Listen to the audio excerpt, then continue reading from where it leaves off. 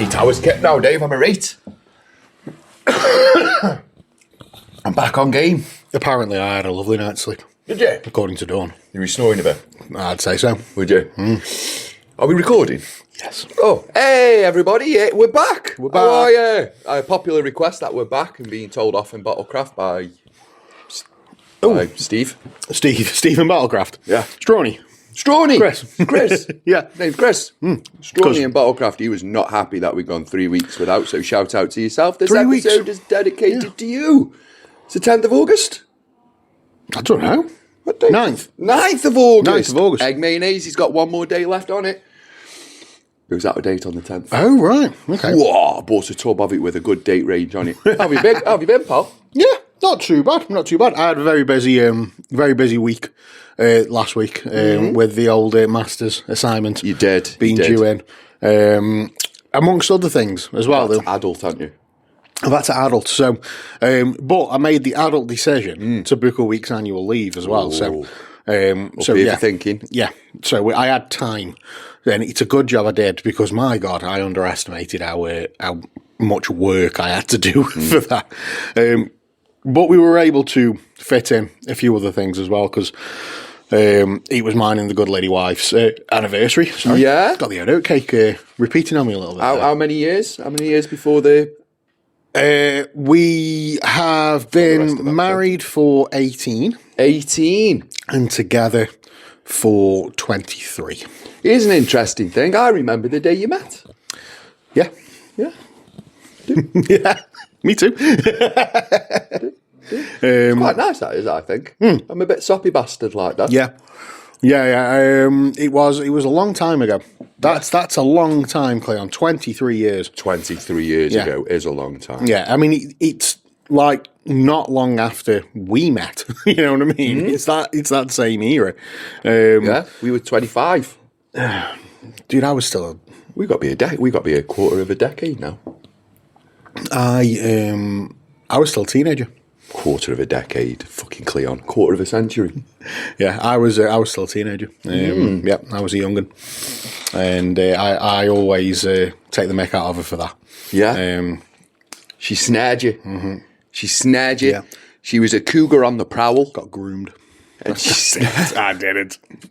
You did. I was there. He was playing with his Lego.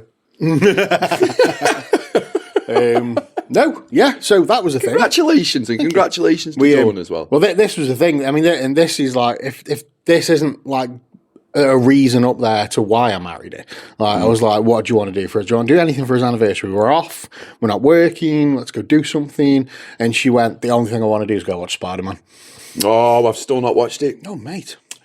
Ethan, I'll get to watch it this weekend. You're missing out. On the Spider, I wanted to go Star City to watch it with the big... Oh, yeah. And the butler. Because then you get a geezer coming bringing you popcorn. Is that the Everyman cinema? No, it's Star City Cinema. It's a... Oh, right. It is a... It's a View, I think. Is it a View? But it's a posh View. Right. So in the I know what you mean. Yeah. The View Epic, is it called? Yeah. So you've got big screen with 6 seats in it. Yeah. They're incorporating one into Newcastle. Oh, are they? I saw an advert for it yesterday. Oh, perfect. So yeah, they're bringing an Epic screen to Newcastle. So yeah, which will be fun. I wanted to go watch it, but it was so booked up. It was just a no. I think people had booked it in 1995. Well, we booked ours like 2 weeks before. Oh, did you? And the showing that we went to, because at the time it was fine, but when we got there, it was full. Yeah. And, like sold out. And yeah, but we've noticed that like with the blockbusters that are coming out at the moment, you've got the Odyssey, and you've got Spider-Man and whatnot. Liam, who I work with, he's going to go watch Odyssey at IMAX, and I think he's had to book it something like 5 weeks in advance because it was just sold out. Yeah. But he's going up to, I think it's Brentworks where they've got IMAX 70. Yeah. So he's watching it as Nolan intended on big IMAX, because you got IMAX, then you got big IMAX. So he's watching it on big IMAX. I don't know how I feel about big IMAX. Scares me a little bit. Massive. I don't. It's like, I don't mind for a film like The Odyssey. I think it's a yes, because I remember that film, watching it as a child. Yeah. Not the new one, obviously, Obviously, but in the Cyclops, and it is I am thinking the right one with Medusa and all that jazz into it. So I'm looking forward to watching it. I have resigned myself to the fact that I'm not going to go watch it at IMAX. Because I'm not bothered. I can't be bothered. I'm just going to go. I might end up just watching it at the bloody Odeon. I'm not pretentious enough. When you'll text me and go, "Do you fancy going tonight?" and I'll just go, Yeah, right. Yeah, right. Yeah, so for people who aren't from around here, who are not from the Stoke-on-Trent area, we've got 3 main cinemas. 2. 3, technically.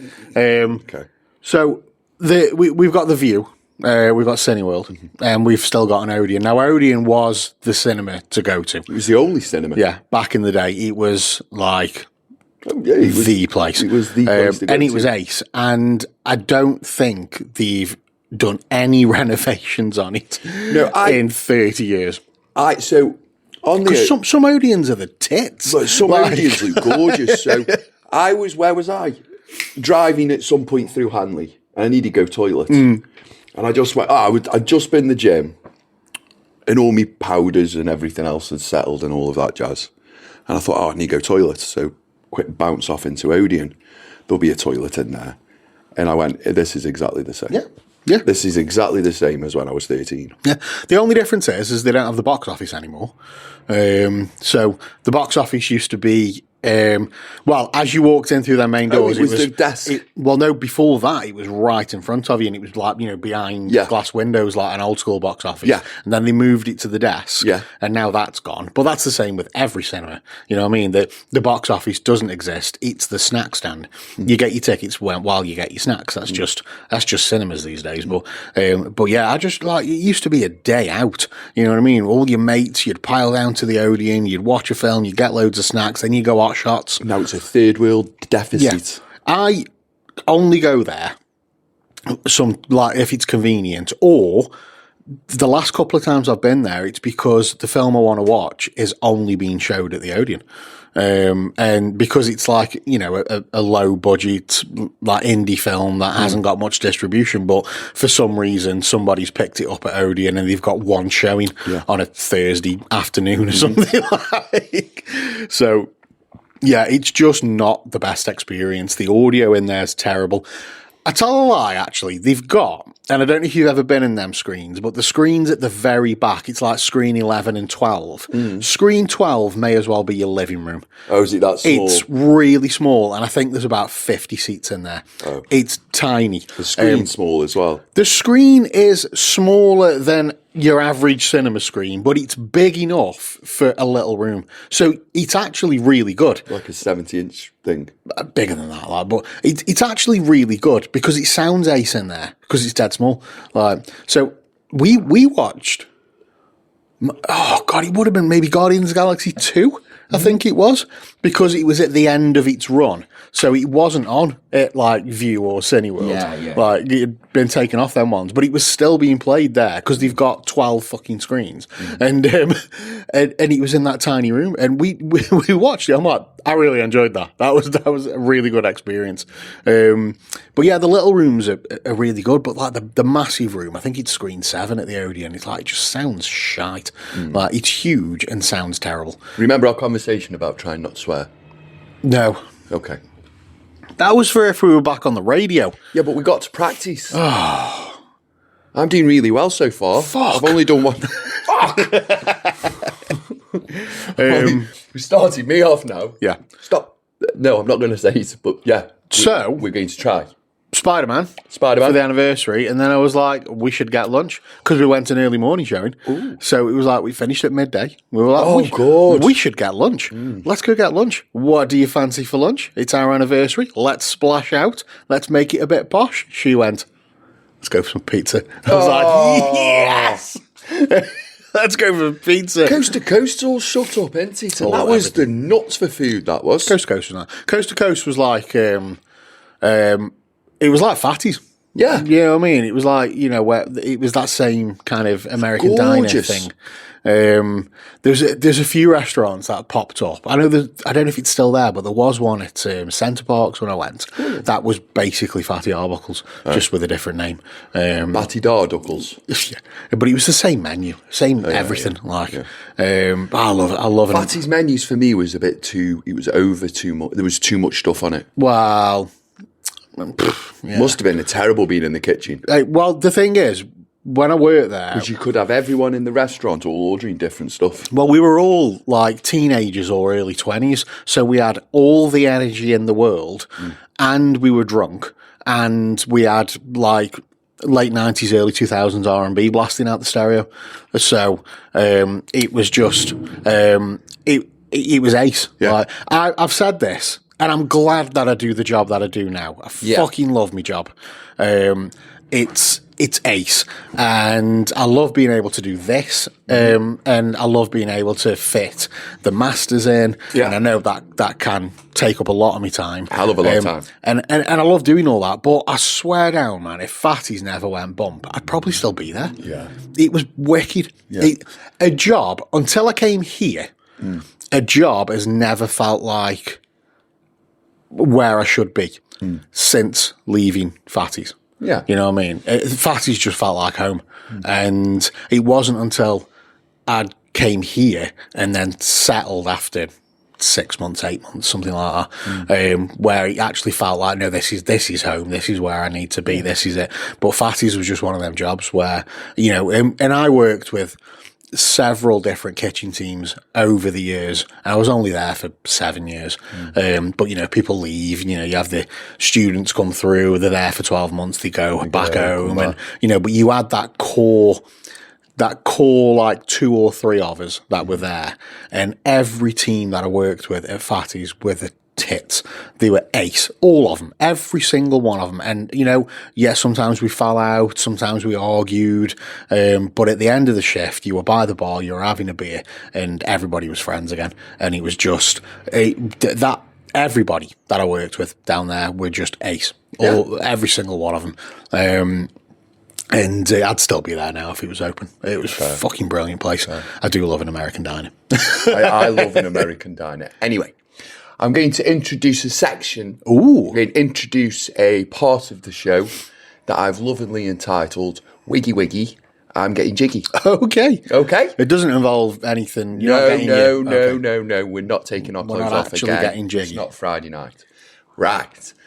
What this section involves is pretty much going out drinking. Yes. Because we're getting jiggy. Yeah. And what I've done, I've decided to give you a full review of Stoke-on-Trent, Staffordshires nightlife. Okay. And the surrounding areas. Yes. And what is good for a night out and the nights that it's good on.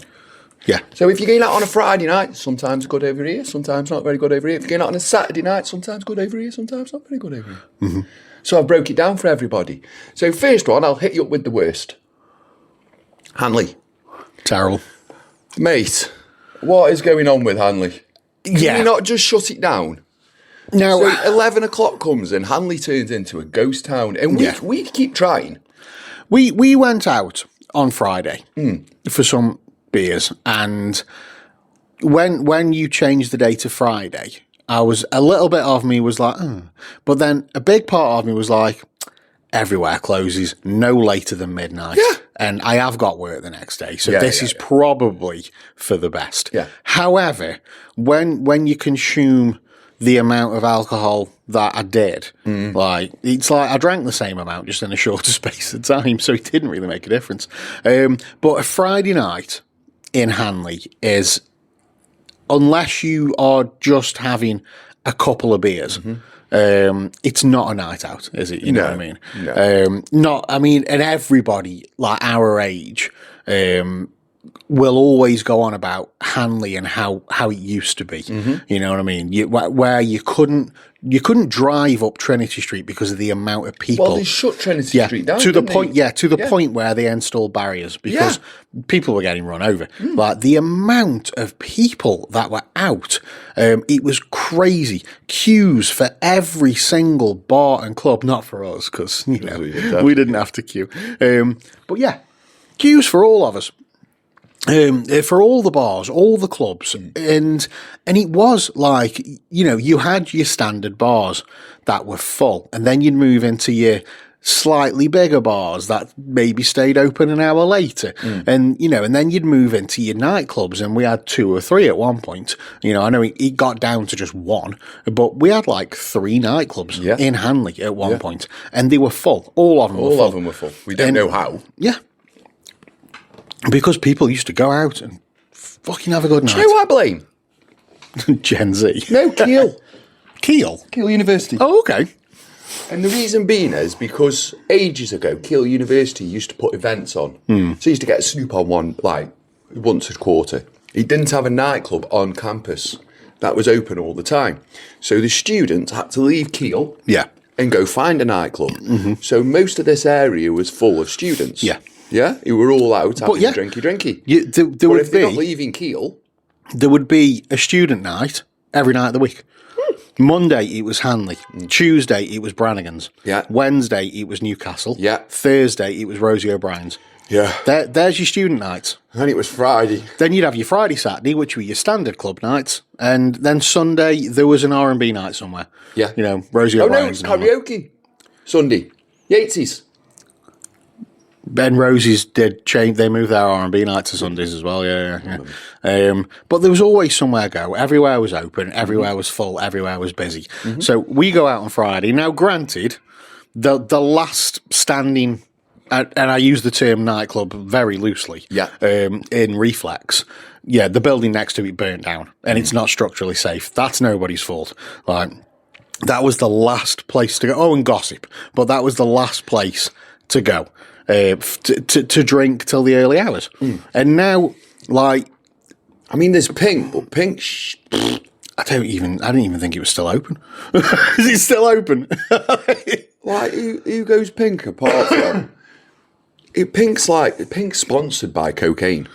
Well, I don't remember the last time I had a good night in there. I don't remember a good night I in have there. had good nights in there. But I could go in there tomorrow night, if it was Saturday, at certain times, and go in and tell you exactly what song was playing. Before I walked in the place. It's the same. It's like they get in on a Friday and go, playlist. And I think it's not through, like, the bars not making an effort. As a Pink, but I don't think you make enough effort.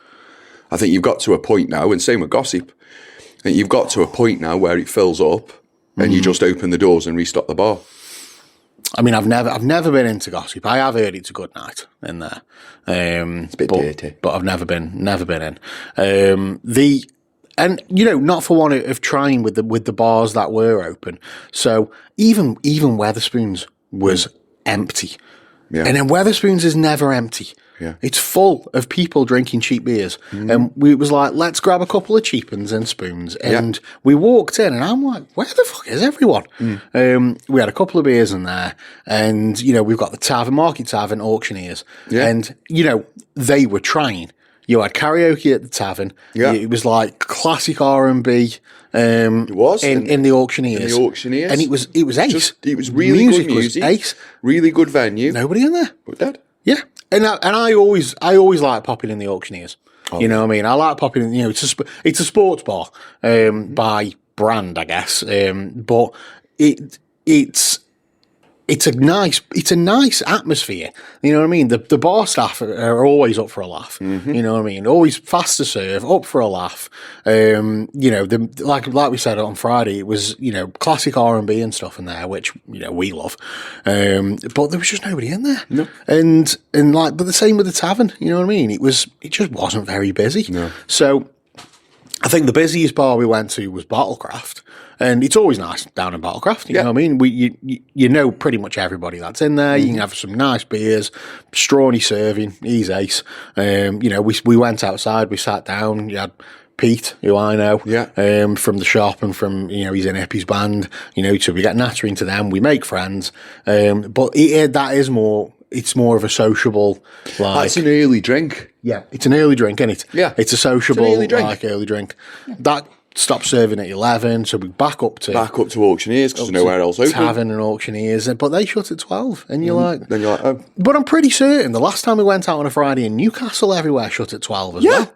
And that was like unheard of. Mm-hmm. It was 2:00. Shocking. So, not the worst place to go out in Stoke-on-Trent on a night out, officially now, is Hanley. Yeah.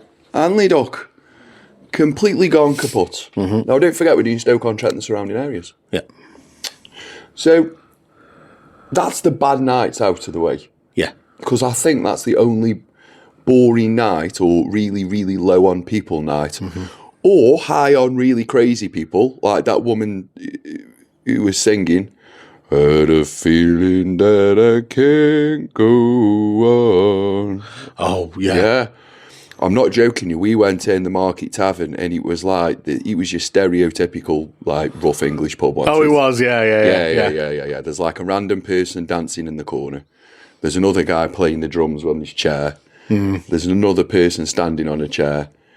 There was there's loads of people in wheelchairs. I was just about to say, yeah, you've got the person in the electric wheelchair but that can't quite fit through anywhere. And everybody's like, real. Oh, sorry, Doc. Spilling drinks on. There's about five people in wheelchairs out, which was surprising. The nutty erratic woman that tries to make friends with everybody and comes up to you all the time to tell you about that time. Yeah, that time. Yeah, that time. And I don't want to know about that time. And you know what? The trauma dumping people. You know what? Never had a bad night in there. Never had a bad night in there. It was a bit empty though on Friday. It was, yeah. It was just a bit low on energy. There wasn't much. That's the thing. It's the atmosphere, the energy. Yeah. It's not atmosphere. It's energy. When we're talking about Stoke-on-Trent as well, obviously this is just one of the 6 towns. Yeah. I don't think because they tried to open that like kind of club thing in Burslem, didn't they? The drag bar, which, I mean, I went in there and that was a decent night. Next on the list is Burslem. Are we doing Burslem? We're on Burslem. I wasn't sure if you were going to go through all the towns or not. No, because it's pointless doing Fenton.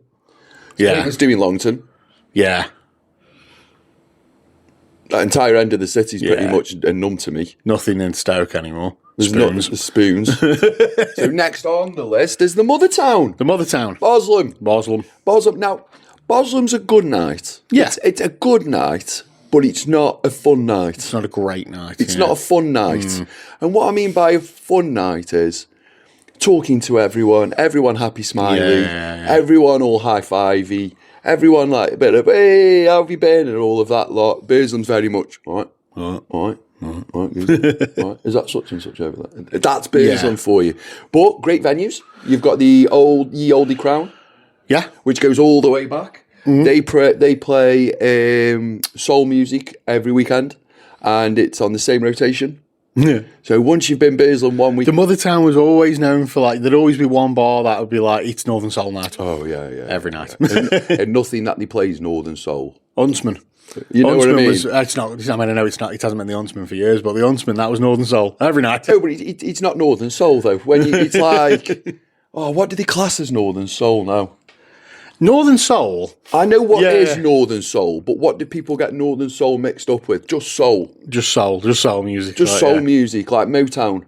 Yeah, Motown. It's not Northern Soul. It's not Northern Soul. Yeah, it is. No, it's not. No. If you play Motown, then it's a Motown and Northern Soul night. Motown and Northern Soul night. And you know that gets on me tits. Like when we go in an 80s bar and they play music from the 2000s. Yeah. I could take the... Anyway, Burslem's next on the list, the mother town, and you've got Ye Olde Crown, you've got Saggers. I've been called Saggers for years. It's a Clayhanger. Is it Clayhanger now? Yeah. Oh, fair enough. I think Duke's shut now. Vine? You got the Wine Bar, whose name, pardon? The Wine Bar? Yeah, you know as you come across the road where the theatre is.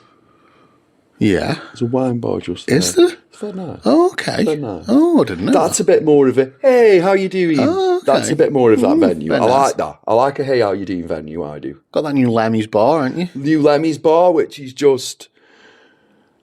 Have a nice pint, look at pictures of Lemmy. Have a nice pint, look at pictures of Lemmy. That's... Yeah.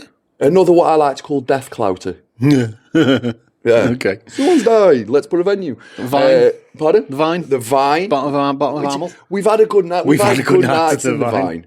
The Vine's a very special pub and holds dear to my heart. The Vine does. And you start off at Moorland. You start off at the Moorland Inn at Smallthorne. We're not going to do Smallthorne because there's only 2 bars on Smallthorne now, and Smallthorne, what used to have 15 bars on that bank, believe it or not, now has 2. Yeah. So it's a bit like the pottery industry with the pubs in Stoke-on-Trent right now. So White Hart. White Hart, yeah. And Foresters. White Hart and Foresters. Which was it was a last orders for a bit, that wasn't it, Foresters? It was a last orders and the barrel. Oh, the barrel. Yeah. Yeah. Yeah. We've had many good nights in Smallthorne. Yeah. We have. We've had a very good night. But anyway, back to Bursley. So you start at the Moorland Inn, walk yourself down the banks. As you get to the bottom of the bank, you have to be quite well lubed. And a lot of people, to walk down that bank. A lot of people do Uber. I like the walk. I like a bit of fresh air. I like the fresh air. I get a couple of wings from the Moorland. Okay. A couple of wings. Or, just something to chew on the way down. While you're on the way down. Like a couple of wings. Like little food. Walk straight down bank. Straight down the bank, straight into your next pub, and you've got the post office vaults. Post office vaults? Now, once you spoke to the one person that's in there every night, because not many people go in, you've got the one across the road as well. What's the one across the road? From... So where the post office vault is, you've got across the road. Across the road is... Oh, I don't know. You've got the Red Lion, what used to be Robbie Williams' pub, for people who don't know. Well, it didn't used to be his, it used to be his mum and dad's, but you get me. Oh, old post office. The old post office. Yeah. So you got the old post office. That always does karaoke in there. Yeah. I was in there when Newcastle lost the cup final to Manchester United, singing Elvis, crying. Oh.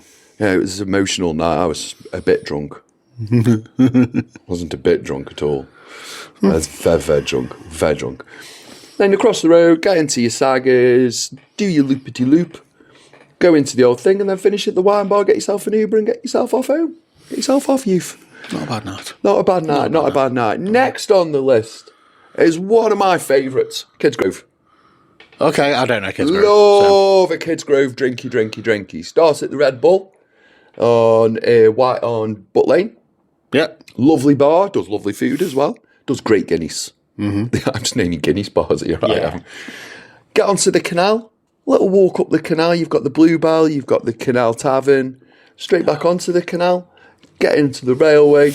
From the railway, straight walk past the Plough into Brennan's or the Crown and Thistle. It used to be called Brennan's. Then reverse a little bit of reverse. Finish your night off in the Plough. Perfect night. Each pub that I've just named is a, hey, how you doing, pub? Do you know what I've always found about Kids Grove is people from Kids Grove, because it is Stoke, but it's not, is it? It's Stoke. Hey? It's Stoke. But it's kind of not, is it? It's like... I grew up in Kids Grove. It's just on the outside. No. It's on the outside a little bit. Wow. However... I did say Stoke-on-Trent, Staffordshire. Yeah, however, the people from Kids Grove are the most Stoke people you will ever meet. Yeah. If you were from the city centre, Hanley, people from Kids Grove are more Stoke than you, just so you're aware. Yeah. I have to throw that out there. That's true. Yeah, they're the most Stoke people you'll ever meet. It's true. Proper. Because we've been digging clay to earn money to live in Kids Grove. That's why, matey, that's why. So Kids Grove's high on that list. Coming up next... It's taking up a lot of the show, this is Don't matter, I don't care. It's because you keep paraphrasing into it. I do this dead quick. All Sagey. It doesn't count. You're not going to have All Sagey? Yeah, go on. I'm going to give you All Sagey. All Sagey is a great night out. It's got all your little bars with your great music in. So it's got your little, not wine bars, but you've got a bar, it's got all the windows open, it's nice and summer, you've got Oasis playing, or you've got Britpop playing, and blah, blah, blah, blah, blah. It's all of them different venues. One of them does a jazz night. It does. On a Thursday, I believe. Smooth. Nice. It does, you're right. And then the best night out in Stoke-on-Trent and Staffordshire at this moment in time is Congleton. Congleton is way too far out. It's not, it's £10 in an Uber. I just mean, for the podcast, it's nowhere near the Trent. It is. You follow the Trent far enough, you'll get near. You'll get there. You do. If you follow the Trent, if you follow the canal, and you get on your bike, and you follow that thing round, it takes you to Congleton, takes you through Biddulph, and it takes you out. I'm not bringing Biddulph up because I don't rate it. But Congleton, best night out. It is one long street. It is literally like Hanley in the 2000s. Okay. It's Weatherspoons at the top, nightclub at the bottom, I'll get this. Nightclub at the bottom, and you start at Spoons, and then you just go bounce, bounce, bounce, bounce, bounce, bounce, bounce, bounce, bounce, bounce, bounce, bounce, bounce, bounce, bounce, bounce, bounce, and straight into the nightclub at the end. And the nightclub at the end does full on one floor karaoke and full on dancey dances on another floor. Oh. So you can get your sing on, which, as you know, I like doing. Because after a few beers, I get a bit of a show off and a bit of an exhibitionist. And then downstairs, little bit of a strut.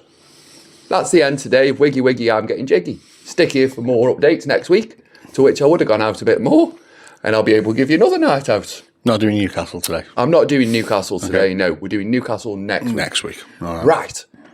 Whilst I brought up R&B. Okay. Right. Coffee's it now. I've got a bit of a complaint for the wider world. Where is R&B gone? Gone. Then Where's R&B gone? Nobody makes it anymore. Nobody makes them classic 90s, 2000s dirty R&B songs. tracks. Nobody makes them anymore. All them tracks that you'd find on the Midnight Soul infomercial. Yeah. You know, all them, your Montel Jordans. Yeah. Your early Usher. Luther Vandross. Oh. Your Barry White. Oh, No, but it's not R&B though, is it? It's soul, like. So, but it's not soul. You SWVs, SWV. En Vogue, En Vogue. Brownstone, Oh. Montel Jordan, Go on, Dave. Usher, Oh, you made me want it. Boys to Men. Oh, no, we've got the end of the road. Yeah. Make love to you. No Diggity. Oh, Black Street. That's it. I can't remember what they're called. Yeah, it's all right. I've got you. Cheers, man. Appreciate that. Yeah. Babyface. Oh, Yeah. All them. Where have they gone? gone. Just so. Casey and JoJo. Oh. Jodeci. Jodeci. Yeah. All gone. 112. Or 112, or however you 112. pronounce it. All right. Just. Early P. Diddy. We're allowed to say him. Yeah. We're allowed to say early R. Kelly. Yes, yeah, we are. Because as much as he's an horrible, horrible bastard, he's got a voice like caramel. He has actually. Now I hear you calling. That's good, that is. Eh? That's good, that Oh, was. thanks, man. That was good, that was. I appreciate that. Yeah, it's like R. Kelly just walked in the room. Ooh, why did it smell like piss? But yeah, nobody makes bangers like that anymore, and it's because I don't think that the younger generation have got the fucking attention span to listen to a full classic R&B song. They want the 10-second fucking TikTok clip. That's what they want. No, I don't think it's that. I think love's dead. I think the algorithms have fucked us. No, I think the time's gone where you knock the telly off, you put on a bit of soul, put on a bit of R&B, and spend the night with your missus, just concentrating on your missus. I think that's gone from male society now. I think all it is just dirt. You know, just playing filthy music. Filthy music. Like Cardi B, Wet Ass Pussy. Yeah. And all of that. And I'm not against it. I'm not against hip-hop. I love hip-hop. I'm not against Cardi B. But hip-hop needs to calm down a bit. Yeah, just all right. all Take right. a step back. You're allowed to give her a kiss first. Yeah. You're allowed to wonder... You're allowed to think about asking a father before you marry and all of that nonsense. Let's put a bit of love into the room. We don't have to go straight for the... We just, maybe hold some hands. Yeah. Maybe go for a walk. Yeah. Maybe lay you down on the sofa. Pour the wine. Light the fire. The wish is your Your wish is my command. Your wish is my command. Yeah. I had a mixtape. Did you? I had a slow jams R&B mixtape that would be broken out in the late hours.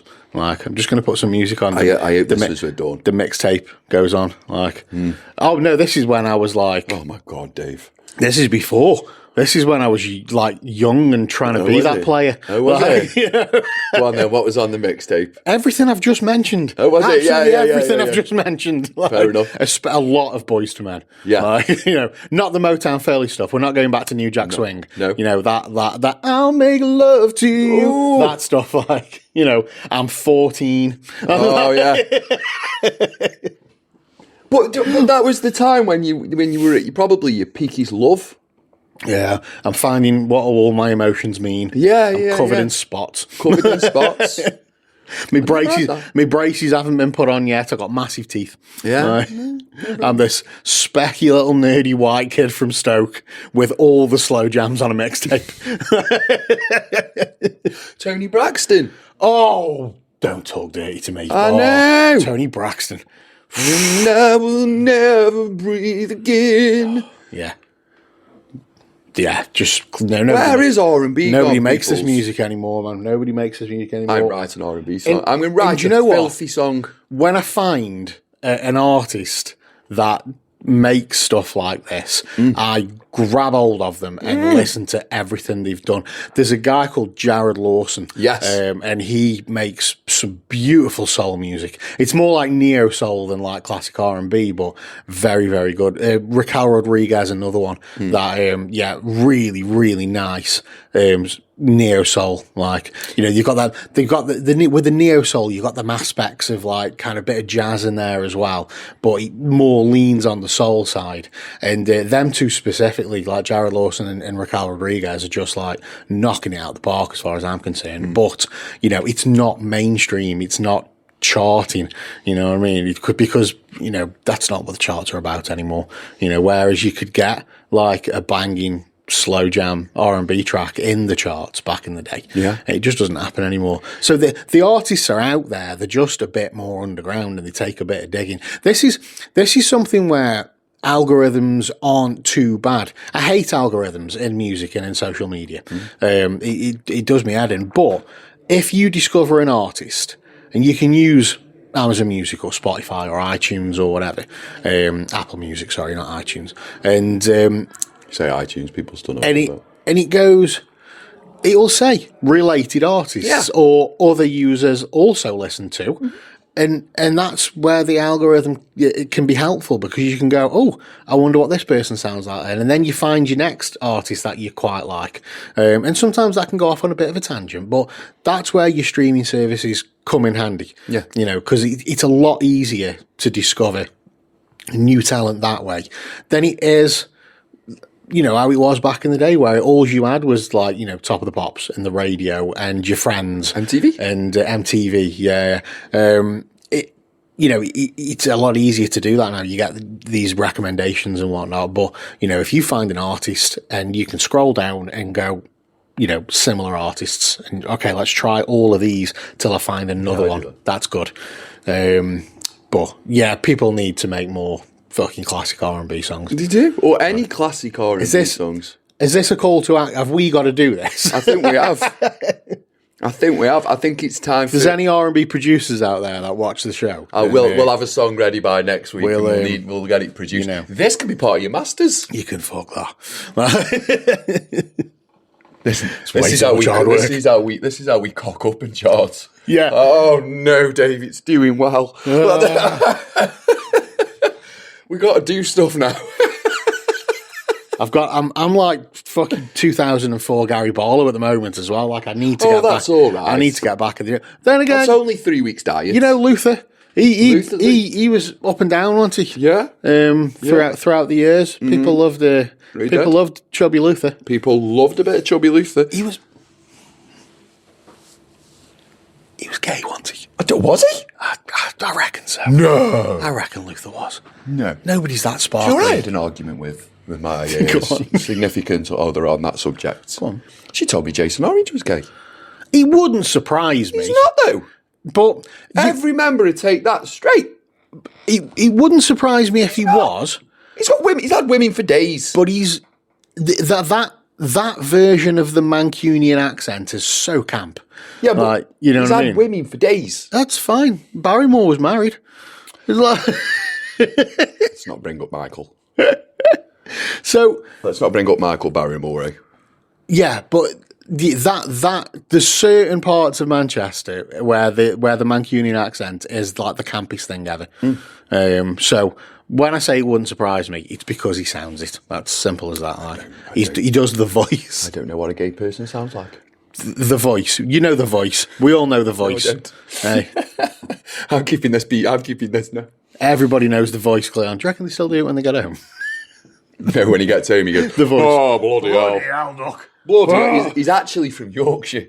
I've had this conversation with Mitch. I'm like, because Mitch doesn't do the voice, but I'm like, do you still do the voice when you get home? And he's like, what voice? You know the voice. You know the voice. The hey boys. The voice. We all know the voice, peoples. It's okay. We can't get cancelled for this because No. this is just it's what's called comedy. No. And it's true. And if you're offended, write to someone else. Yeah, we don't care.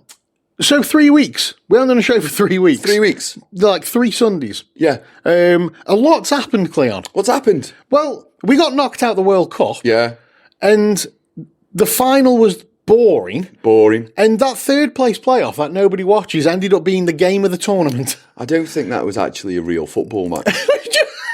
It was like France couldn't be arsed. The midfield couldn't be. Well, And then they realised what was going on, so came back out and went, I suppose we best make an effort. Mbappe tried to walk off the pitch 3 times in the first half. Like, not even. They were at 0-0. They were at 0-0. No word of a lie. And Mbappe went, no, fuck that. Oh, I'm done. Can't be arsed with this bollocks.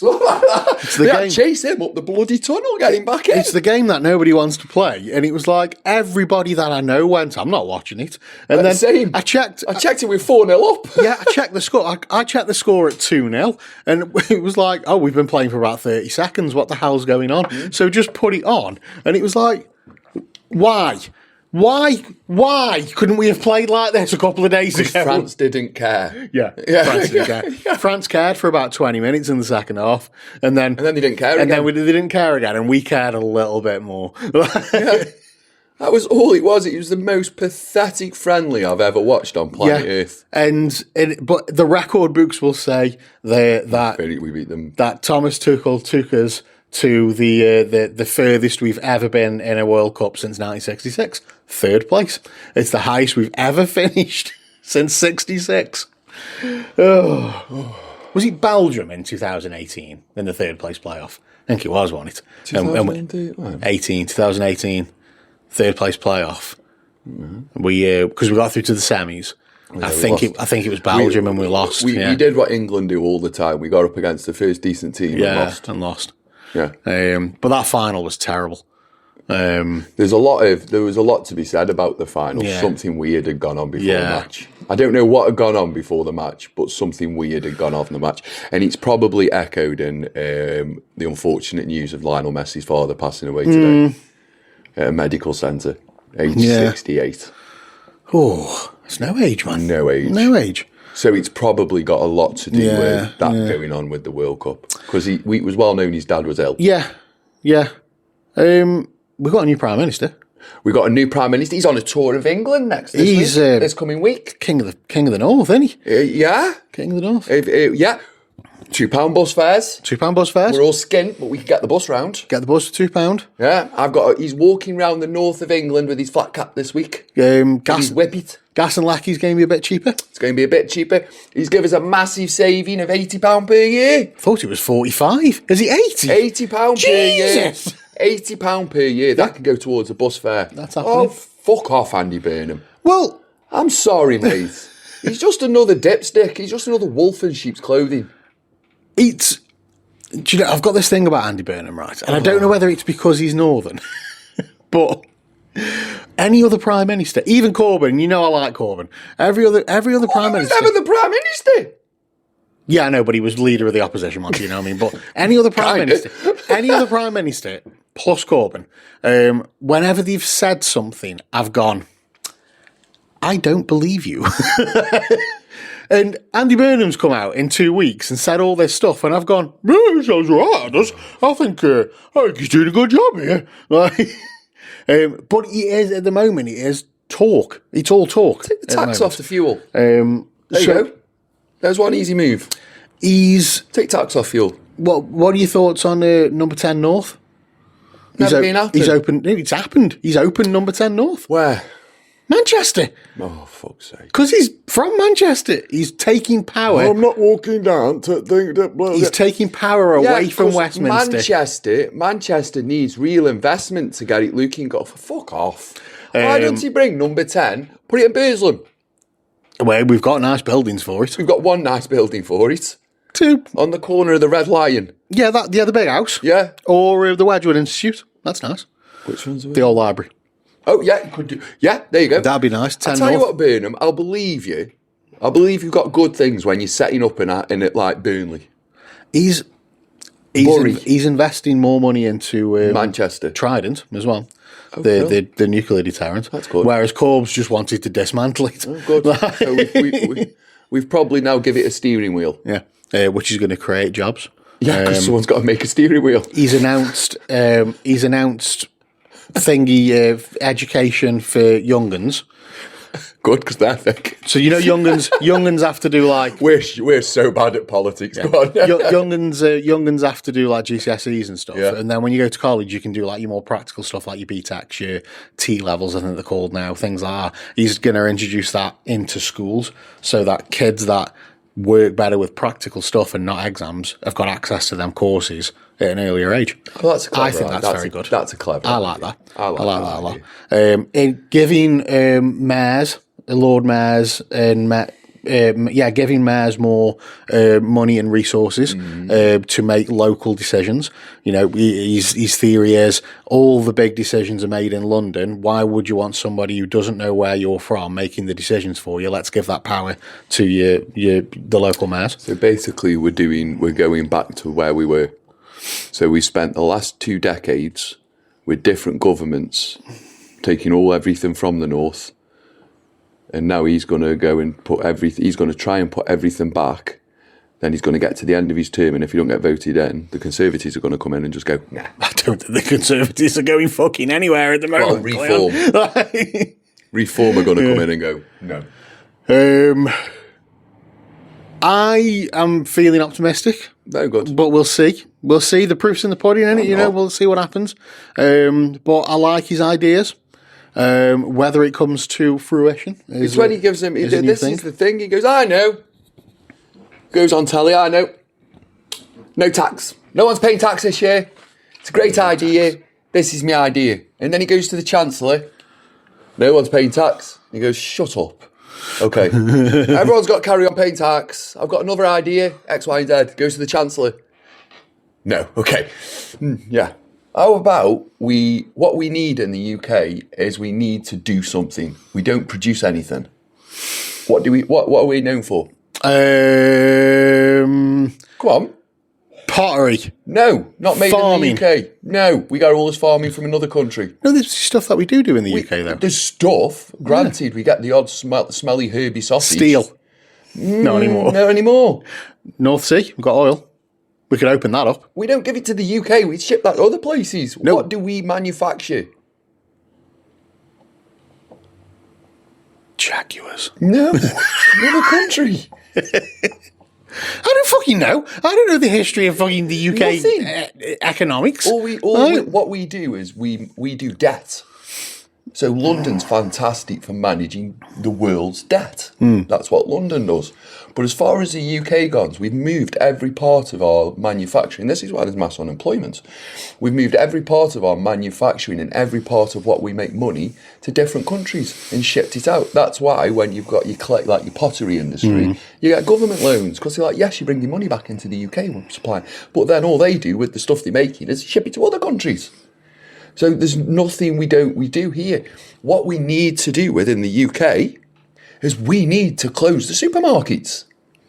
Oh. And you can mess it around. Yeah, and all of that, we need to close the supermarket. Until we've closed the supermarkets, nothing will change in the UK. So shut them. I love the idea of being back in a time, and I've said this so many times, of where you go down your local high street. Yeah. And if you want some meat, you go to your butchers. If you want some fish, you go to You your have to fishmongers. go. You've got no choice. If you want veggies, you go to your greengrocer. We've become You know what I idle. mean? We've become idle as a nation. Everybody's got a local post office. Yeah, I'll You know what I stand. mean? I'll die on this hill. Yeah. We've become idle as a nation. An off license. We've become idle as a nation. We've become idle as a person, idle as people, because it's easier to sit on your fat bum and order an Uber Eats than it is to go shopping and make something fresh. And the difference in the country now is you can see it. You've got your people who make the effort to make food, and they're normally good jobs and everything else. And then you've got the Uber Eats, and they're the completely different opposite. And you can see it now in the split of the people. And it's like I've said, we've prioritised convenience so much over the past 15 years. Yeah. And then COVID's like supercharged that convenience. Yeah. And so we need to close this. I mean, look at Festival Park, mate. It's another, I think. You've got Aldi, you've got Morrison's in a close space of under a mile. It's under a mile. You've got Aldi, Lidl, Morrison's, Tesco just up the road. There was a Sainsbury's, but that's there was a Sainsbury's, but that's closed now. Because they bought it during COVID. It's still a COVID facility now. For reasons best known to itself. Asda. This is all within a mile. Yeah. Marks and Spencer's. I also think this plays into the education thing as well. Yeah. Where more practical life skills for kids should be taught in schools. And I know there's only so many hours in a day, but, I think we should be teaching kids how to, cook. You know what I mean? And I know you can do... I know when I started high school, I did 2 years and where you did a food tech lesson, but it wasn't anything special, you know what I mean? But these practical skills need to be taught at a younger age because, and I know we spoke about this during the pandemic, where you're on about people just ordering takeouts and frozen foods and all that kind of stuff, but some people do it because they're lazy. A lot of people do it because they just don't know how to cook. But the thing is about not knowing how to do something, you can't lean on that excuse no more. No, You've got YouTube. Yeah, I know. You can't lean. There's no excuse you can lean on. Because if you're sitting there doom scrolling, going, I love a doomy scroll, doomy scroll. I haven't got time. You've got time to doom scroll. You have. Now, the thing is about Brave, the thing is about change, and I'm in my Tyson Fury years now. I've overcome mental illness. It's dead in the water to me. It's absolutely gone and behind. I've stared the devil in the eye and smiled and give him a kiss on the cheek. I'm becoming a motherfucking preacher and I'm going to annoy a few people. You've got that time. You only get brave by doing the things that scare you. And that's it. That's life. Yeah, and I think with some people, they just need a little push. Yeah. They need a little push. You just need somebody to go, what do you mean you haven't got time? You're sitting there doing nothing. You've got time. Do it. I don't think it's a push. You just don't want to. And I think sometimes if somebody just gets a little bit of encouragement, a little bit of encouragement, a little push in the right direction, they go, oh yeah. Yeah. Give a little love. We're back to the R&B sentence. Give a little bit of love. And this is something we spoke about on Friday when we were having some drinks, because we were talking about job interviews and stuff like that and lying. But we are, and I know you're classed as Gen X, and I'm an elder millennial. No, you're Gen X. I'm only a year. I'm literally 2 years. I'm September. So at the end of 1979. So yeah, but do you know what? I'm only September, October, November. I'm 3 months of Gen X. Do you know what? Apparently there is elder millennial. Apparently there is another category, and they're called Zennials, and it's that group of people like my age, your age, who are in between Gen X and millennial. But we know how to figure shit out. You know what I mean? We know how to, I'll go into a job, and I'll get asked if I can know how to do something, and I'll go, yeah. Or I'll go, no, but I guarantee you within the next 10 minutes I'll figure it out. You know what I mean? We as a people figure shit out. Yeah. Like, you know what I mean? And I think try stuff. And I think that's lost. That's been lost over the years. People just not figuring stuff out. Like, you know, I fitted me shower a few years ago, electric shower. Right? Never fucking done it before in my life. Yeah. Never done it before in my life. And I'm like, I can do that. My house. Yeah. I'm wallpapering a room in under an hour. Yeah. Whole room. Yeah. Never would have done that before. Never, ever, ever, ever, ever, ever, ever. Making a right cock up of it. But yeah, you're figuring it out. I'm figuring it out. Yeah. And I'm not sitting there and going, oh, this is so hard, I need somebody. Because all that mental health is getting some other motherfucker to do it for you. Yeah. That's pretty much it. You're just getting on with it. I have always been that guy that figures stuff out. Same. Like, you know what I mean? I don't, this is broke. I can probably fix it. It's already broke, so I'm not going to break it anymore. So let's try and fix it. Let's figure it out. Exactly. And like with the shower, I remember sitting in my bathroom. I've got the old shower on the floor. I've got the new shower on the floor. I've got no water. I've got live electrics hanging out my fucking wall. I've got a copper pipe in the fucking wrong place. And I'm sat there and I'm like, fuck. Because anybody that I would normally have phoned to come and help me with this have died. You know what I mean? Yeah. And it's like, I'm now the guy. That's exactly the guy where I am. Yeah. I'm now the guy where somebody knocks on your door and goes, have you got a drill? Yeah. Like, I'm that guy now, and I've got to figure this out, because there's nobody who I can you've phone. got a drill. We're going to need that. Yeah, we're going to need the drill. Yeah, that's tomorrow, by the way. I need to fit a bracket. So it's like, right, let's figure this out. And I figured it out, and I fitted the shower, and it works, and it's been up there for fucking years, and it still works, and it's ace. Yeah. You know, changing valves in your taps. Simple jobs. Simple little jobs, right? But if you've never done them before, it's daunting. Yeah. You do it once, you know how to do it for the rest of your life. Exactly. And these are things, you know, we're on about cooking as well, but now going into like DIY and whatnot, these are things I think everybody needs to know. Yeah. Changing a plug. Yeah. Fitting a socket. Yeah. Fucking changing the washers in your taps. Yeah. Bleeding a radiator. Yeah. You know, putting a shelf up. I'm done. Put a shelf up now. But these are all things that we just figured out. Yeah. Changing a lock. Yeah. Changing the barrel in my front door lock, which I've never done before, and I'm like, I've got to change the lock. But you're the daddy now. Yeah, but now, so we figure it out, and these are things we figure out over the years, so you can fucking figure out how to cook some food. Yeah. And if you can't, just go on YouTube. You've got an air fryer. True story, right? I got a job. I told you this story the other day. I got a job working in contract catering, and I turned up in the kitchen, and the boss had set me a task, and I did the task. This was a trial shift. I did the task. It was fine. I had time to prepare though, and then dropped something on me and went, "I need you to go and cook this." I had never cooked this in my entire life, and I'm like, and she went, "Can you do that?" And I went, "Yeah." I had no fucking clue. And I walked, I mean, granted, you know, we're in the age of mobile phones now, so this was a win for me. I walked into that kitchen, I got my phone out, I pulled up a recipe, I made it. Yeah, done. Figured it out. Done. You know what I mean? And down, easy peasy. Yeah.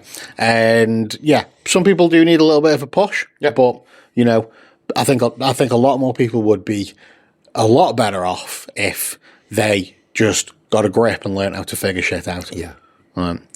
Things can be daunting, things can be challenging, but you can fucking do it. Yeah. You can do it. Over the years, I've done loads of stuff, and I've fucked it up. Oh, and yeah. I've gone, shit. And I've had to get somebody in to help, because I don't know what I'm doing. And I've tried, but it's broke. And I'm like, okay, now I need some help. But I'll stand and I'll watch. Right, how are you doing that? And I'll watch. Yeah. I'm like, how's he doing that? Right, okay. It's like someone said, I could probably do that next time. why didn't you pay to get a wallpaperer in? And I thought about it, and I went, it's literally sticking paper to a wall. And I know that sounds silly, Yeah. but it is literally getting like this Yeah. and going, Yeah. stick. Absolutely no issues with getting the painters and decorators in whatsoever if you are living the lifestyle where you are working all the time. You know, you got to get up in the morning, you got to go to work. Are you just flicking through records? I was making sure I was putting it in the right stack. You've you're up early in the morning, you're off to work, you're commuting, you're working in another city, and you just 6 days a week. You know what I mean? Fuck it. Done it. Yeah. I do it. Alright, there's no bullshit. This is man shit. This is pure man bollocks. After this show, go and do it for 2 hours. And I'm segmenting it. Yeah. Now, I'm very fortunate. I've got a fantastic other half who's amazing. I'm not going to say support network. She's my other half. You know what I mean? Yeah. She's supposed to be my son. And I'm very fortunate in that, and some people don't have that. Yeah. So, and I appreciate that. But literally, 2 hours, room done. Yeah. Tomorrow, 2 hours, room done. And what I'm doing is getting myself so regimented in my mind that every day I'm doing a room. I'm not going to get it done by this time, when it needs to be done exactly on this time. The reason being is, because I'm out the chapel tomorrow, reason being is the kitchen order's gone all wrong. Right. This has gone wrong, that's gone wrong, and that's just time, and it's just problem. Luckily enough, I've got a fallback. I've got my resiliency, and that gives me that hand. Now, if I didn't have that, I would be a little bit up the swanny, I'll be honest with you. But I do have that. Yeah. So it's everything's doable. Everything's doable. Just get it done. Yeah. And like I say, Get your man on. Or get your woman on. If you are in a situation where time is precious, then there's no problems in getting the painter and decorator. And we're not saying that. Go on Facebook. But you can also figure shit out. That should be the name of this episode. Figuring shit out. Anyway, we are from Stoke-on-Trent. Now, one thing I've complained about before. Oh, okay. And said I don't really like is oatcakes. Oh. Now. I love an oatcake. And now, for people of the show who wrote in, said, what is an oatcake? Bear with. On me that.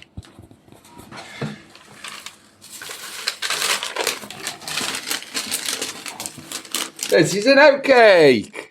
There you go. Now, there's various oatcakes. You can have them with a load of types of fillings. You can have Nutella on them if you want. If you want. You're a fucking weirdo if you do. Weirdo. But...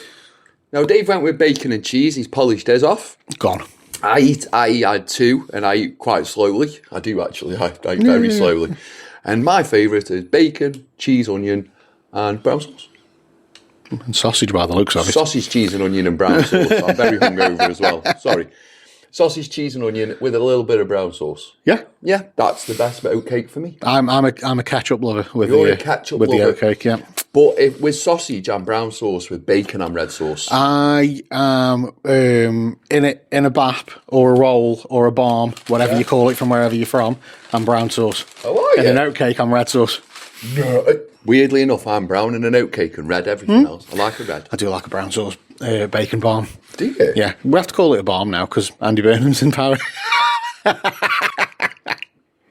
Doing his tour of the poor in the north this week. Yeah. Giving them all free bus passes. Do you not find it weird, though, when you go into Greggs, right? And because Greggs are known for the sausage rolls. Yeah. But if you want a breakfast, which I would call a sausage bap, it's on the menu as a sausage roll. So you go in and go, can I get a sausage roll? And they give you the pastry delicacy, which is beautiful. But then it's like, not that sausage roll, the one that's on the breakfast board. I still say they should rename that the Pork Wellington. The Pork Wellington. I'm fully behind the campaign for court. What have you? Somebody just touched me legs. Was it me? I don't know. It's like we are quite close. Felt like a spider. That's why I went like, oh no, it was that feather. Oh, it might have been. Could have been a spider. What's a feather doing in here? Anyway, we should rename the sausage roll the Pork Wellington. I'm fully behind this campaign. Do you know who makes a nice sausage roll? Hippie. Does he? Makes a fucking mean sausage roll. Yeah. He makes a lovely spicy sausage roll, fresh. You know how I make a sausage roll? Go on. Push it down now. Yeah. It's true. Anyway, what did you give Spider-Man out of 5? 5. Was it? Oh, fuck it. I did 6. 6 out of 5. Was it? It's fucking brilliant. Was it? Don't go into it. It's brilliant. Yeah. It's Tom Holland's my favourite Spider-Man. Fucking ace. Oh my God. I can't say any more of how much I like Tom Holland as Spider-Man. So when we watched the Spideys, the new ones, right? 1 was ace, 2 was better, 3 was all right. Doctor Strange one. Yeah, 3 with all the other Spideys in as well. But it wasn't 2. You know what I mean? Agreed. It was good, but it wasn't too. So I'm like, this one's got to do a lot of heavy lifting because we're going into Doomsday as well. Now, I don't know if Spidey's going to be in Doomsday or not. I've got no idea. This is we're going into Doomsday. Doomsday looks fucking Must have brilliant. been a cutscene. Oh, there was cutscenes. Yeah. I'm not. I've just got a feeling he dies. I'm gonna fucking tell you, but I've got a feeling he dies. I have, because everybody who watched the film who I've said don't tell me about it has all said, I don't know if he's in Doomsday or not. No, I've just not seen him in any of the trailers. That's what I've said. Oh, right, okay.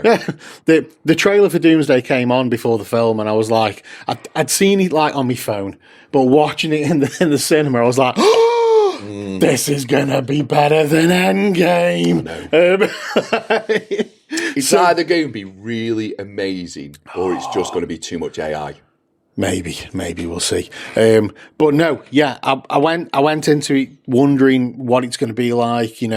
Obviously the ending of the last one, nobody knows who Peter Parker is. Nobody knows, because he had everybody's forget about him, didn't he? So what's going to be going on here and blah blah blah. But fuck, it was good. It was really good, Kleon. Was it? And I know it's good because the way that I rate a film, and I know we spoke about this, is every film starts with 5. They all start with 5 out of 5, and you've got to do something to lose a star. Yeah. Right. Now Liam, on the other hand, starts at 0. He starts at 0. Yeah. And you've got to build up to 5. And I went and saw it on the Friday, and I gave it 5 out of 5. He saw it on the Sunday. He came into work, or the Saturday, I can't remember. He came into work, and I went, "What'd you give it?" He went 5. Straight away without skipping a beat. It's like we both got you are 5. very more Marvel boys, aren't you?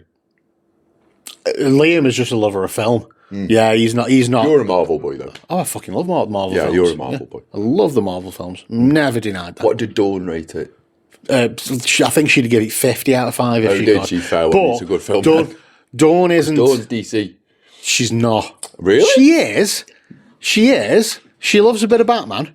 She loves a bit of Batman. She loves the character Batman. Yeah. You know what I mean? It's just like, this is the thing about Dawn. And I've said, where they got the idea for Iron Man. And I've said this before with about Dawn, is, you have like your celebrity crush. Like, you can look at like Florence Pugh or something and go, oh, she's fucking stunning, she is. Like, Dawn doesn't have a celebrity crushes. She doesn't really find celebrities like attractive in a way, kind of. She likes characters. So she doesn't fancy Michael Keaton, but Michael Keaton's Batman is hot as fuck. Like, she's You like, should get a Batman outfit. mate, I look like fucking Del Boy if I put Batman. I'll get Robbie. So yeah, she likes characters. So she loves Batman. She loves a Batman character. However, she's a massive Spidey fan. She loves Spider-Man. Always has. And she's got loads of comics and whatnot. So yeah, she was already up here with it anyway. Tom Holland is Spider-Man. Tom Holland's fucking brilliant. He's so good. That's his part. And I think it's going to be a bit of a fucking like problem with his career because like any other role that he gets, I don't think he needs to get another role. He's going to be like, oh yes, Spider-Man though. He could do Spider-Man, I think. Because he's in the Odyssey as well, isn't he? He's good in the Odyssey. But like, he looks fantastic in the Odyssey. He's a good actor. I just think he's going to get stuck as being Spider-Man. I don't, because of how much of a good actor he is. You know what? I think he's very Tom Cruise. I've got no issues with any of the Spider-Man. I think he's very Tom Cruise, Tom Holland. Tobey Maguire, I thought was really good. I thought Tobey Maguire was good. I thought Andrew Garfield. I liked Andrew Garfield as Spider-Man. He was all right. The first Amazing Spider-Man I thought was brilliant. The second one, not so much. But Andrew Garfield as Spider-Man, I thought he was really good. But I like Andrew Garfield though, you know what I mean? I don't think I've seen him in a bad film. He's always done some good films, man. Go on. Can't remember watching a film with Andrew Garfield. He's been in fucking loads of stuff. You'll watch something like... Can you name one? And, no. Yeah, there you go. That one where he's in the army and he doesn't want a gun.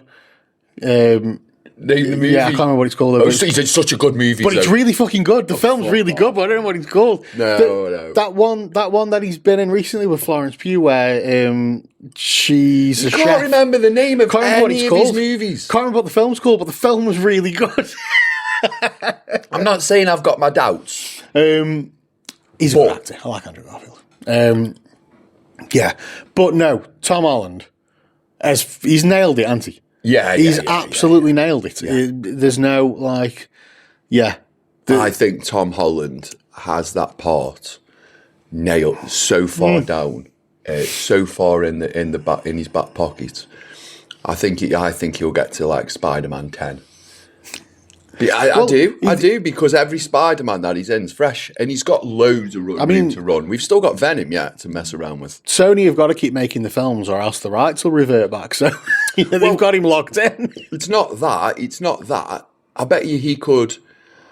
He's in Robert Downey Jr.'s sphere now. If they want to do another Spider-Man, they've got to go to him. How much? Because I think Robert Downey Jr. has been reported to get 100 million for Doomsday. Oh man, I can't fucking wait. Because he's a guarantee. It's a guaranteed draw with RDJ in. It's going to be so fucking good. Yeah. And do you know what? I was chatting at work about this the other day, and when that Infinity Saga ended with Endgame, when it all finished and it was wrapped up, and then it was like, right, let's see what comes next. And Disney started doing all the TV shows, and then you had like the films that were coming in as well, like the Black Widow prequel, which was a good standalone film. It introduced them other characters as well. Everything kind of got a little bit lost.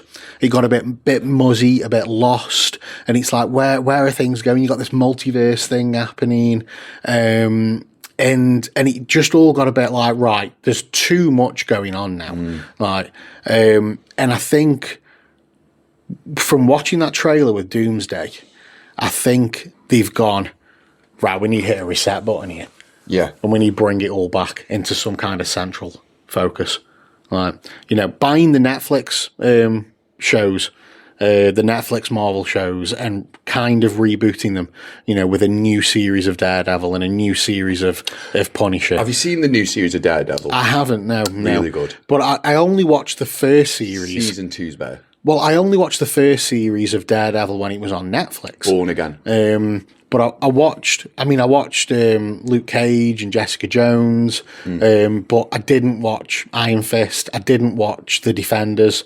I didn't watch Punisher. You know what I mean? So I've watched So before we went to watch the Spider-Man, before we been watched Spider-Man, me and Ethan spent a night doing all the Daredevils again, and all the Punishers, and the new Punisher movie. Yeah. Because all that leads into, well, the Daredevil doesn't, but the Punisher leads into Spider-Man. So it's got a load of pre-Spider-Man stuff in it, where he goes back into the Punisher. Yeah, I think it all just got a bit too muddled and a bit too hazy and a bit too the shit going on everywhere here. Yeah. Like, what is happening? They tried to mass produce it. And they've gone, right, okay, let's hit reset. Let's start again. Secret Wars. Forgot about that one. Secret Wars with Samuel L. Jackson and aliens. I never even watched that. That was a TV series on Disney. Never even watched it. And it just seems like they've gone, reset button. We need Steve Rogers back. We need Robert Downey Jr. in some form. We need Thor. Let's get the core back. Let's bring the other ones in. Hulk. Is Hulk in it? I'd imagine so. Hulk in Doomsday. I'd imagine so. I don't know if he's not in Doomsday and then he's in, is it Battle World? I don't know. The one after Doomsday. I don't know. But I can't fucking wait anyway. I can't wait, mate. I think it's going to be amazing. Yeah. Wolverine's in there. The X-Men are in there. Deadpool's in. I don't know if I'm happy about Deadpool being in it. Well, we've got no choice. I'm a bit. But the thing is, like, with them having the rights to the Fox library now, they've got the mutants. You know what I mean? It's like, because they had to call them Inhumans, didn't they? Because they didn't have the right to use the name mutant, but now they have. So they've got the mutants, they've got the X-Men. You know what I mean? They've got the Fantastic Four. I like Daredevil being over here, though. Yeah. Not Daredevil, sorry. I like Deadpool being over here. Yeah. No, I get that. Yeah. I don't like him with the... Yeah, a bit of a side quest. Yeah, yeah. But he's in now, though, isn't he? He's involved. He was in the fucking... He was in Comic-Con. He was in the time fucking thingy where Loki worked. Whatever the fuck it was called. Time Police. Yeah, the Time Police. Yeah, he was... he's involved now. It's as simple as that. And obviously, we've got Fantastic Four now as well. Yeah. That new iteration. Before I watched Spidey, because I still hadn't watched Thunderbolts or Fantastic Four, so I did watch them in the days leading up to watching Spidey. Fantastic Four's Ethan's favourite Marvel film. And do you know what? I understand. How old is he? Oh, it's very that age. Isn't it? I get it. You know what I mean? He was fine. He was fine. It's a 3. He was fine. Yeah, 3. 3.5. 3 and it's a 3. It's not an half. You're being generous there. It's 3 out of 5. 3 at best. 3 out of 5. Yeah. Better than half. Thunderbolts 3 as well. Thunderbolts was... I would give that 4. Really? Yeah. I think you're rose tinting it. Give it another watch. I think Florence Pugh pulls it up by a star. You know what I mean? Give it another watch. But I enjoyed it. I was like, yeah. I kind of like them side quest movies, though. You know what I mean? Side quest Bucky, and bringing them ones together. He was fine. It was fine. I want to see Thor. I can't wait to see Thor's face when he walks in and sees the new Avengers. And be like, what is this? And I do love the whole like corporate side of it, where was it? I think it was the cutscene, wasn't it, where they were on about new Captain America wanting to copyright and trademark the name Avengers so they couldn't use it as New Avengers, and that was just funny. But yeah, they were fine, and I could fully understand why Ethan's like, that's my favourite film with Fantastic Four, because it's got that like terrible. Like I say, it was nothing special, and it would have been fine as a standalone film. You know what I mean? Absolutely fine. It's just a standalone film on its own. Doesn't need to do anything else. But for those who have watched Thunderbolts, will know the end credits scene where that Fantastic Four ship is seen in space, and all the Thunderbolts are looking at it. So they're involved somehow. I think it was the end of the Marvels as well, wasn't it, where she transports into their dimension. Yeah. And she's there with it, yeah. Anyway, we've rabbited on. We have rabbited on. We're way past the hour. We are past the hour. We did have 3 weeks catch up with that. We did. And we did have your lovely tour of pubs in Stoke. We did. Kleon's gentle journey to alcoholism. Yeah. And I like that. So yeah, thank you for sticking around. Fast forward in 3 weeks, you'll be the size of me and I'll be the size of you. And thank you for the people who've reached out and gone, where are the episodes? Yeah. Right. Now, why are you two being idle? Yeah.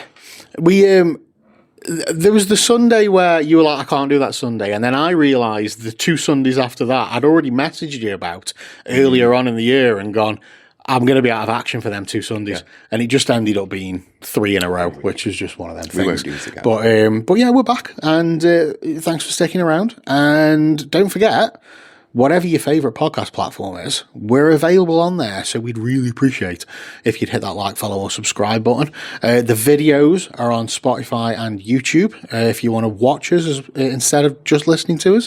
And you can follow us on social media. On Instagram, it is Up the Trent Podcast, and on everything else, it's just Up the Trent. We're on Facebook and Twitter, X, whatever it's called. We're on those other social media sites. Blue Sky. I think we're on Blue Sky still. I'm not too sure. If you've noticed, I'm using social media again.